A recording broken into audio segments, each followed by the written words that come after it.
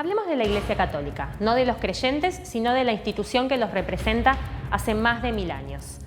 Con el paso del tiempo, su poder político y económico creció muchísimo, y esto se debe a que siempre cumplió el mismo rol: legitimar el orden vigente y naturalizar tanto la pobreza como la desigualdad social. ¿Habrás escuchado alguna vez "las cosas son como son porque Dios así lo quiere" o "los pobres tendrán su recompensa en el paraíso"? Son algunos de los mensajes que suelen predicar en las misas de los domingos desde hace siglos.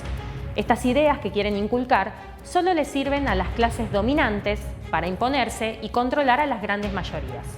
Es lo que Marx llamaba el opio de los pueblos. En Argentina, como en otros países, la Iglesia fue un actor político muy importante a lo largo de toda su historia. Hoy te vamos a contar lo más importante y que tenés que saber. Primero que todo, avaló y acompañó el genocidio, la conquista española y la evangelización de los pueblos indígenas, que empezó hace más de 500 años. Pero no tuvieron ningún problema en darle vuelta la espalda a la metrópolis y cambiarse de bando cuando los criollos comenzaron a enfrentarse al gobierno colonial. Por ejemplo, uno de los vocales de la primera junta de 1810 fue un sacerdote, Manuel Alberti. O sea que ya desde el primer gobierno se estrecharon fuertes lazos con la Iglesia. Otro ejemplo es el del 9 de julio de 1816. 11 de los 29 firmantes del Acta de Independencia eran religiosos. También en la Constitución de 1853 se les otorgó mucho poder. Por ejemplo, los miembros del Poder Ejecutivo tenían que ser católicos y además obligaron a los indígenas a convertirse al catolicismo. No nos olvidemos que durante la mal llamada campaña al desierto apoyaron y avalaron el genocidio. Bendijeron a los hombres del ejército, los acompañaron a las brutales campañas y obligaban a convertirse al catolicismo a todos los que quedaban vivos.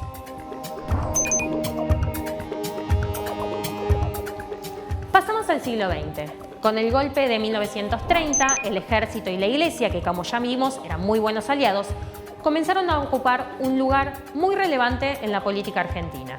Incluso los símbolos católicos se los asociaba directamente con la identidad nacional. Se crearon nuevas instituciones reaccionarias como la Acción Católica Argentina, que comenzó a organizar políticamente a los católicos para tener una influencia más importante sobre la población. La religión ya no debía ser un asunto privado, sino que tenía que ser público. Se debía recristianizar a la sociedad que había caído bajo las ideas modernizadoras y extranjeras que ellos asociaban con el comunismo y la izquierda. En los 40 la Iglesia y el ejército apoyaron los dos mandatos del peronismo con excelentes relaciones entre todos. Perón les dio a las instituciones religiosas un fuerte peso en la contención social y en la educación. Esta alianza les sirvió a ambos porque compartían el mismo objetivo: terminar con la conflictividad social y obrera a través de la conciliación y la armonía entre las clases sociales, como si esto fuera algo realmente posible. En 1950 entraron en conflicto y esto se debió a que cambió el contexto político. El gobierno peronista se debilitó y la Iglesia conspiró y participó del golpe militar de 1955 junto al arco político opositor y al imperialismo norteamericano. El 11 de junio de 1955, una marcha multitudinaria del Corpus Christi reunió a toda la oposición golpista. Participaron el Partido Radical, los conservadores, el Partido Socialista y hasta el Partido Comunista. Años después, el Vaticano y el presidente militar Onganía firmaron en 1966 lo que se llamó Concordato, una especie de convenio que le daba a la Iglesia libertad de acción en asuntos internos, como también en su relación con el Estado.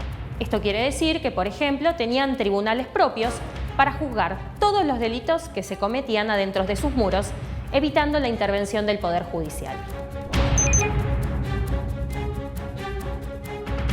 En la última dictadura, la Iglesia se convirtió en un aliado clave para el gobierno militar, porque llamaba a defender una supuesta sociedad occidental cristiana por la amenaza que representaba el comunismo y la subversión. Ojo que no fueron casos aislados, esto fue un respaldo institucional. Iban a los centros clandestinos de detención para hacer confesar a los detenidos Incluso metían presión psicológica durante las torturas. También les daban nombres y domicilios de los curas que cuestionaban este rol y fueron secuestrados y torturados. Por lo menos 400 capellanes operaron junto al ejército en todo el territorio nacional. También fueron cómplices del plan sistemático de apropiación de bebés. Hace muy poco se supo que el llamado Movimiento Familiar Cristiano medió entre los centros clandestinos de detención, de donde sacaban a los bebés recién nacidos y se los entregaban ilegalmente a los apropiadores. Hasta el Papa Francisco está salpicado por todo esto. Jorge Bergoglio, en esos años, conducía la compañía de jesuitas. Varios sobrevivientes denunciaron que miró para otro lado cuando algunos de sus miembros fueron secuestrados y además engañó a las familias que buscaban a sus nietos robados. La gran mayoría de los curas que actuaron en la dictadura están impunes. Pero no solo eso, sino que sus servicios fueron retribuidos con leyes y decretos que increíblemente continúan vigentes. La Iglesia Católica no paga ni tributos ni impuestos inmobiliarios. Además, el Estado les remodela sus propiedades. También tienen subsidios millonarios, como lo sostiene el artículo número 2 de la Constitución, que dice que el gobierno federal es el que tiene que sostener el culto católico, apostólico y romano.